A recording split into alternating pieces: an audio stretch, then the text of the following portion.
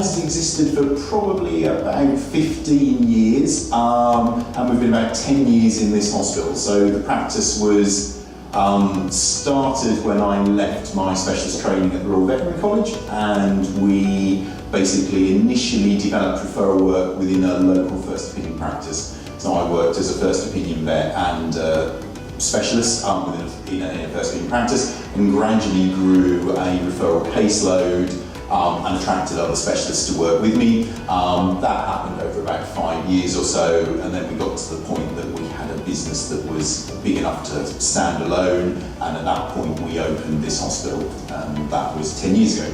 And then subsequently we've now had 2 further extensions onto the original hospital in that 10-year period.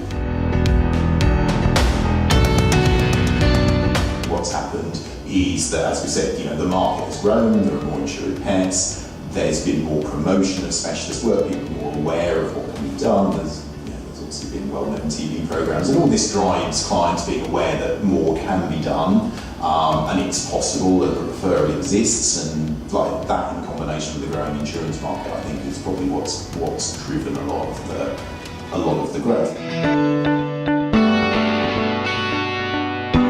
We certainly see a lot more clients now who would treat their pets as family members, or would even describe them as being their children or significant family members. And I think I suppose I've been in practice for 15 years plus now, and it's definitely changed. There is a change. We see more clients like that than we used to. So I think there is a shift.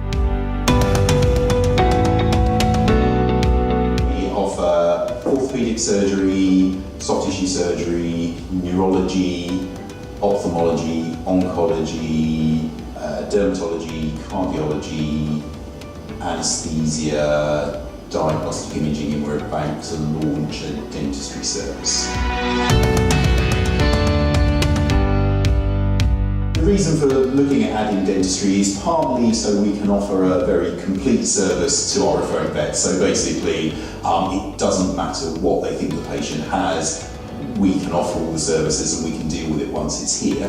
And partly it's driven by the fact that we are already seeing cases that have a dentistry element to them. So examples would be some complex jaw fractures, some patients with other quite severe diseases that need complex anaesthesia also need dentistry work.